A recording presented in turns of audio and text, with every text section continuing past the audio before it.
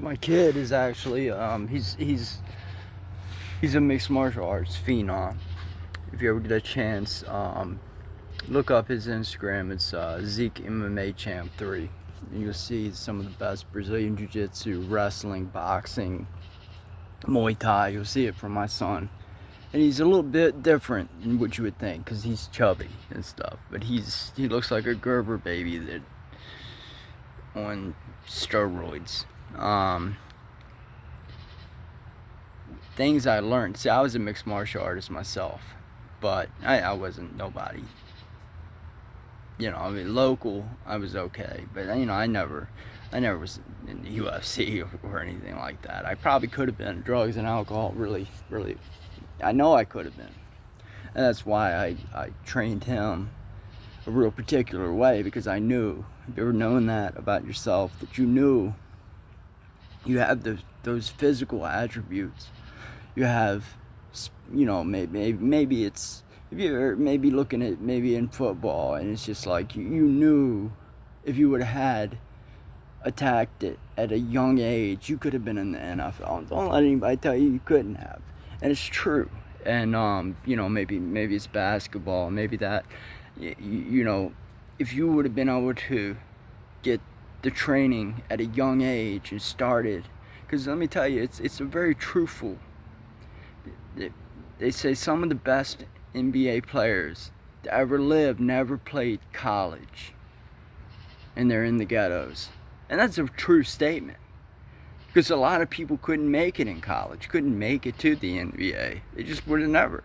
But you know what? You go into some of these ghettos and you find some of the best basketball players you'll ever see in your life. It's a very true statement. So I knew that about myself, and I said, that's not going to happen. You know what? My kid, he was starting to get bullied a little for his weight. So I put him in college. I mean, not college. I didn't put him in college. You got the money for that. I put him in wrestling. He went against this other kid who ended up getting the state championship. He made him cry. He obliterated him. But then, when it was time to compete, he won his second one. He lost his first one to the best kid around. And man, it was a very emotional moment. I said, man, I'm sorry, you're still my man. And we were crying in the back, and I was, man, you're still my favorite fighter. But then he made the other kid quit, obliterated him, and the dad was being a real dick. It was like, oh, I thought we were going to have better competition. And I said, my son will give you more than enough competition. And we made his kid quit. I loved it. But then he lost, and I said, man, I don't ever want him. I know what it feels like. It's humiliating in a combat sport to really lose. And I said, and I was having an alcohol problem too, and it was keeping me up at night. I remember his tears, and I remember him, and I said, fuck that. So we started training, and I showed him how to put somebody in what we call the crucifix, and it's something we actually made. And I shouldn't even be giving it away, but it's very cruel. And it's maybe a little bit cheating, but it's not. It's where we put the forearm on the lump note after we trap the other arm. We put the other arm this way, like you're in a crucifix, but we put our forearm on your lymph node so you can't bridge out. If you bridge out, you're gonna, and we put pressure on it. That kid that beat him 3 more times. But our week, when we went into it and trained, he never lost to that kid again. And that was the best kid around. And his name was Tyson, ironically. And he placed second in the regional that we had. And then I put him in, I took him to the best jiu-jitsu school in our town. Guess what happened with my, and actually I had buddies from when I used to fight that were elite at different sports, and I took my buddy who's the best a Muay Thai fighter around, who teached, and then I said, all right, well, what's closest to the clinching? That's what this whole video is about. It's making what's the best martial art to keep, and it's proof from my son. So the wrestling transitioned pretty good to the striking because we knew the clinches. So the plum and all that, and there's some beautiful Muay Thai dumps and stuff and clinching that you see in Muay Thai that transitioned real well to the Muay Thai, and I let him go ahead with most of the training, and he's got some of the best leg kicks you'll ever see, and some of his Muay Thai plum is incredible. If he puts you in it, it's like a grown man. If his knees are coming, they're going to crush, they're going to break the nose down to the bone. So then we went from there and we went right in, and a lot of people that do jiu-jitsu aren't going to like to hear this, and I'm sorry, but we went in with that little bit of wrestling and my teaching with a little bit of a top game. I taught him how to pass the guard, because that's the one thing in jiu-jitsu, if your top game is right, and that's what happened. We went into the best school around and we obliterated all the kids. They've been doing it for years, and he obliterated them. And let me tell you, when I say he obliterated them, he obliterated them. Kids up to, in our first competition in jiu-jitsu was against the 14 to 17 year old North American Grappling Association. He got third, and he was 8 years old. I'm sorry, but if I'm going to go that route, I'm going to say wrestling is superior. I'm sorry, and it's maybe a little expensive, but it is your bang for the bucks. If you're getting in mixed martial arts, wrestling, can't explain it a little bit easier than what I just even said. That didn't even make any sense. Wrestling. You got kids right now that are in middle school starting, put them in wrestling. Girls and boys, put them in wrestling. Then we get to the other, his first was Muay Thai. But you see, with the boxing, that was my specialty. That's where I was. I had boxing fights. I had way more boxing fights than I did mixed martial arts. He had to learn the movement and then not to get hit. But here's the thing. The boxing proved to be the cheapest and the most important striking thing.